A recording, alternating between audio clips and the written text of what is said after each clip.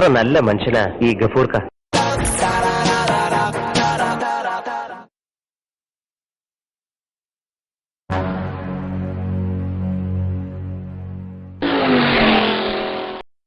Helmet ഇല്ലാതെ ഒരുത്തനും വരുന്നില്ലല്ലോ. പി സി, നാട്ടുകാരൊക്കെ നിയമം പാലിക്കാൻ തുടങ്ങിയ പാവപ്പെട്ട നമ്മളൊക്കെ എങ്ങനെ ജീവിച്ചു പോകും? ശരിയാണ് സാറേ. സാർ, നമ്മളിവിടെ നിൽക്കാൻ തുടങ്ങിയിട്ട് മണിക്കൂർ ഒന്നായി. ഇതുവരെ ഹെൽമെറ്റ് വെക്കാതെ ഒരൊറ്റ ബൈക്കാരനും പോയിട്ടില്ല.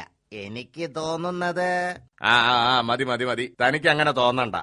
ശോഭയ്ക്ക് ഇന്ന് വൈകിട്ട് സാരി വാങ്ങി കൊടുക്കാമെന്ന് ഏറ്റതാ. 4 ഹെൽമെറ്റ് ഇല്ലാത്ത തല കിട്ടിയിരുന്നെങ്കിൽ കാര്യം സുഖമായിട്ട് കഴിഞ്ഞു പോയനെ.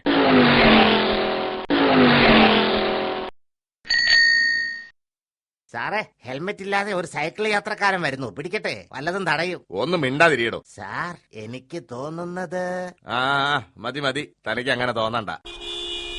എടോ പി സി, അത് തനിക്ക് കുറെ നേരമായല്ലോ തോന്നാൻ തുടങ്ങിയിട്ട്. പറയടോ, തനിക്ക് എന്താ തോന്നുന്നത്?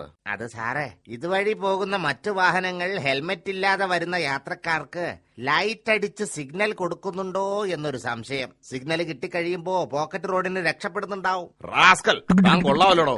മതി. ഷടാ, ഇതൊരു വലിയ പൊല്ലാപ്പായല്ലോ. ഒരു വഴിയുണ്ട് സാർ. എല്ലാ വാഹനങ്ങളുടെയും ഹെഡ്ലൈറ്റ് എടുത്തു കളയാൻ ഒരു നിയമം കൊണ്ടുവന്നാ പോരെ? താനിങ്ങ് വന്നേ, ആ ചെവി ഒന്ന് കാണിച്ചേ.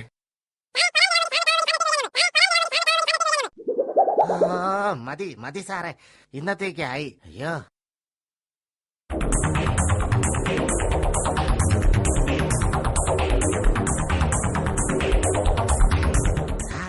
ഒരാള് ഹെൽമെറ്റ് ഇല്ലാതെ വരുന്നു.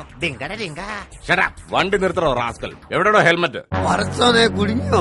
ഹെൽമെറ്റോ? അതെ, ഹെൽമെറ്റ്. അതെവിടെയെന്ന്? ഫൈൻ അടയ്ക്കണം. സാറേ, പരാതി തരാൻ വേണ്ടി സാറിനെ കാണാൻ വേണ്ടി സാറിന്റെ അടുത്തേക്ക് വരികയാണ് ഞമ്മള്. എന്ത് പരാതി? 1 മണിക്കൂർ മുമ്പ് ഞമ്മളെ ഹെൽമെറ്റ് ഒരു കള്ളം കട്ടുണ്ടോയി സാറേ. സാറൊന്ന് അന്വേഷിക്കണം. എടുത്തോട്ട് പോണോ?